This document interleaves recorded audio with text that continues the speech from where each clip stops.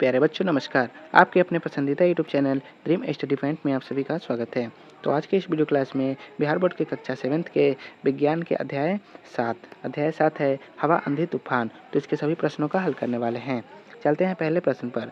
पहला प्रश्न दिया हुआ है, सही विकल्प का चुनाव करें। पहला है पवन दिशा सूचक का उपयोग किया जाता है, तो पवन की दिशा जानने के लिए। दूसरा, आंधी आने पर किसी घर के अंदर छुपना चाहिए। आंधी आने पर किसी घर के अंदर छुपना चाहिए। तीसरा, पवन वेग मापता है किसको, तो पवन वेग को। 2 नंबर प्रश्न है, इसके उत्तर लिखे। आप यह कैसे कह सकते हैं कि हवा गर्म होने पर फैलती है, तो इसका उत्तर होगा, कागज़ के 2 समान थैली लेते हैं, एक छड़ में धागा बांधकर लटका देते हैं, फिर उसे सावधानी से एक को एक मोमबत्ती से गर्म करते हैं, तो पाते हैं कि वह कुछ देर बाद ऊपर उठ जाती है। अतः हम कह सकते हैं कि हवा को गर्म करने पर फैलती है। बी नंबर प्रश्न है, एक गतिविधि बतलाएं जिससे पता लगे कि वायु दाब डालती है, तो इसका उत्तर होगा, प्लास्टिक का एक बोतल में गर्म पानी आधा भर देते हैं और अच्छी तरह से मुंह बांधते हैं और उसे ठंडे पानी के बर्तन में बोतल को रख देते हैं, तो ठंडा होकर जलवाष्प वाहन में इकट्ठा होता है, जिसके कारण भीतर वायु की मात्रा कम हो जाता है।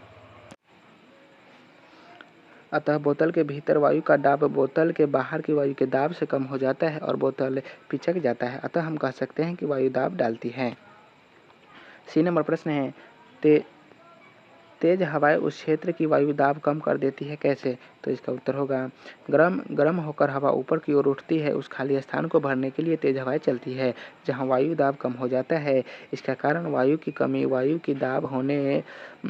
दाब कम हो जाता है। डी नंबर प्रश्न है, आंधी में कमजोर छप्पर क्यों उड़ जाते हैं, तो इसका उत्तर होगा, गर्मी के दिनों में हवा गर्म होकर तेजी से ऊपर की ओर उठती है और उस जगह को भरने के लिए तेजी से हवा चलती है, जिसे आंधी कहते हैं।